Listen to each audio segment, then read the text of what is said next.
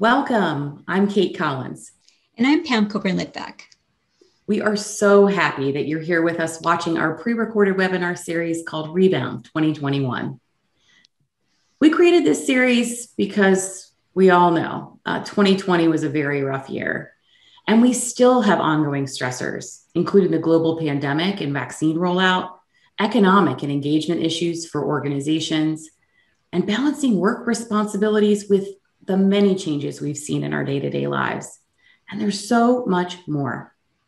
In this series, you'll learn using outcomes-based research how to process these stresses and re-engage and re-energize in your work. We've broken this series up into 6 mini sessions of about 10 to 15 minutes each. In this first session, we'll focus on key statistics about stress and engagement levels. More importantly, you'll do a quick self-assessment to figure out how stress is showing up for you right now. Stress can cause a wide range of physical symptoms in all of us. Which of the following do you feel like you're experiencing right now? Are you having trouble sleeping right now? Are you having more frequent headaches or body aches? Have you noticed differences in your eating patterns, like you're eating more, you're eating less? Maybe you're relying more heavily on comfort food than you used to. Do you feel like you have stomach issues that you've never experienced before, like ulcers or heartburn? Maybe you feel like you have a shorter fuse now than you used to. You get angrier more often than you used to. And maybe you're just feeling scared, anxious, or down in the dumps. If you're feeling one or more of these things, just know that you're definitely not alone. Let's take a look at some stress data that shows that none of us are alone in our stress. Back in the pre-COVID-19 era, Gallup did a study that showed that over half of all Americans, about 55% of us, felt like we were stressed out every day. And that was still about 20% higher than the world average of 35%. But not surprisingly, in the COVID-19 era, stress levels have definitely climbed higher. So now about 7 out of every 10 Americans feel like they're stressed out every day due to COVID. And 5 to 6 of us out of every 10 feel like we're either worried or extremely worried about what's going on. According to another recent poll, over half of all Americans are now experiencing at least one negative mental health symptom due to COVID-19 related stress. A lot of us have changes in appetite, changes in our sleeping patterns, a lot of the things that maybe you're experiencing now too. But maybe you're asking yourself, when should I be worried about my stress levels or how stress is showing up for me?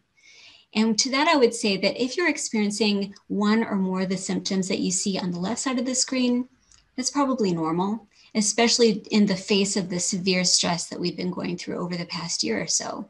But there is a progression to this list. So if you feel like you're getting angrier easier, or you're drinking or smoking more, anything that you see on the right side of the screen, it may be time to start getting some professional help. And we're going to point you to some resources to help you with that. By the fall of last year, medical agencies like the CDC and the American Medical Association were reporting that depression and anxiety rates had basically tripled in the United States. Now, it's not surprising that a lot of us would find these statistics disturbing, but we're not sharing them with you to scare you. We just want to know that we just want you to know that if you're feeling these symptoms as well, you're definitely not alone, and there are resources available to help. Those are some really powerful numbers. But what do they mean for us at work? Since 2000, employee engagement statistics had been on the rise. After the initial shock of the pandemic hitting the US, there was a surge in engagement numbers actually in April or May. This is thought to be due to telework capabilities for large numbers of employees and more safety protocols put into place. But the number then plummeted in June as the world became fatigued with the virus, felt the impact of the events surrounding the murder of George Floyd, and businesses became unclear about what next steps or the future of work would look like. Many who were laid off in the spring were rehired, but nervous about the stability of their employment. The engagement data was also due to burnout numbers. The burnout numbers basically doubled in 2020. Technically, burnout means you're struggling with three things. One is lost energy, so feeling exhausted. Two is lost enthusiasm. It's where you feel a little cynical, like, what's the point, or why am I even doing this?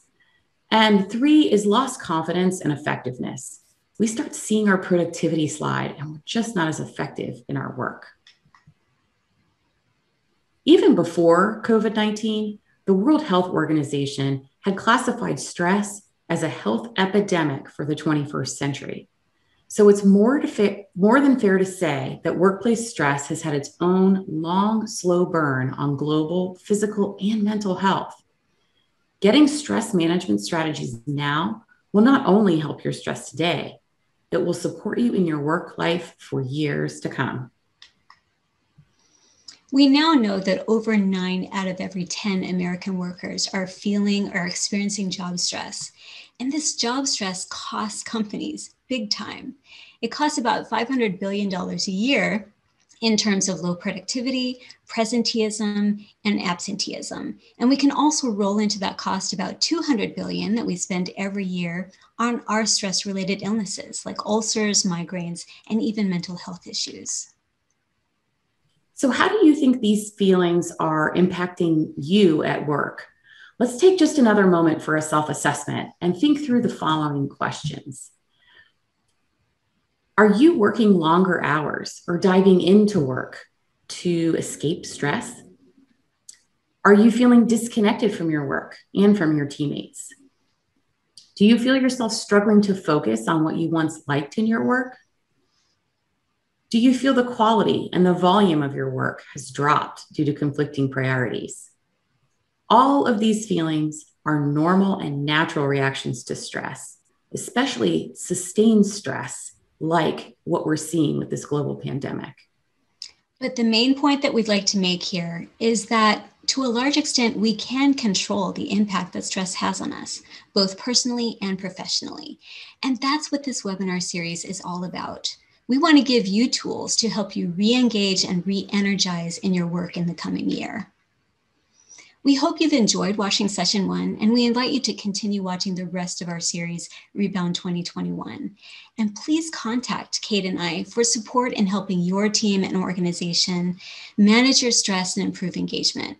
We have coaching, consulting, and advising programs that can be customized for your specific needs. Thank you so much and have a great rest of your day.